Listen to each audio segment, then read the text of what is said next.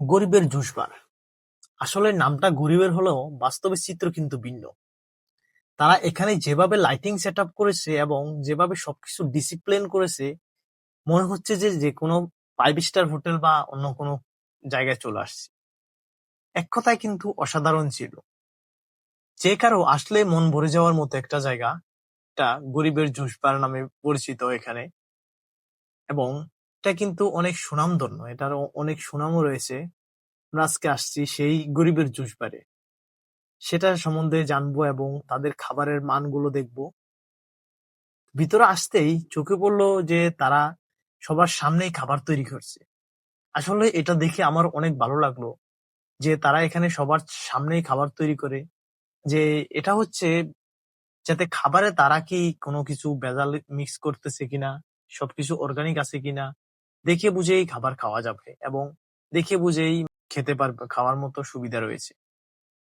তারপর হচ্ছে তারা এখানে যেভাবে সেটআপ গুলা করেছে, এক কথায় অসাধারণ ছিল।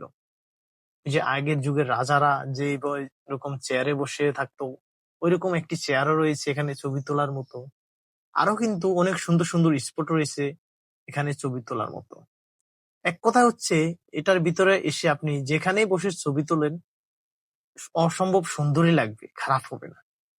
যে সিটগুলো করেছে খোলামেলা, খুব ভালোভাবে স্বাচ্ছন্দ্য বোধভাবে খাওয়ার মতো সিট, অসম্ভব সুন্দর ছিল।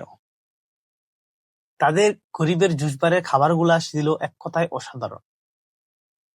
এখন আমরা খাবার খেয়ে বের হতেই আমাদের চোখের সামনে পড়লো আরো একটি গরিবের আমের দোকান, যেখানে গরিবের আমের দোকান নাম হলেও আমগুলা ছিল কিন্তু অসাধারণ। বড় ছোট থেকে শুরু করে কম দামা বেশি দামি অনেক প্রকারের আম এখানে রয়েছে। যারা আসবেন এখান থেকে কিছু আম কেনার চেষ্টা করবেন এবং কিছু আম ক্রয় করবেন। আমরা সামনে যেতেই দেখি আরো একটি স্টোর, গরিবের স্টোর।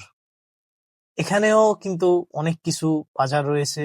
যারা আসবেন দাম দেখবেন এবং বাজারের সদাইগুলো দেখতে পারেন, আপনাদের ভালো লাগবে, খারাপ লাগবে না, কথায় অসাধারণ লাগবে।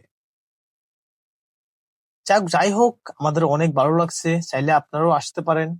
তাদের লোকেশন হচ্ছে ভোলা চরপেশন সদর রোডে আবুগঞ্জ বাজার। ধন্যবাদ, ভালো থাকবেন, আল্লাহ হাফেজ।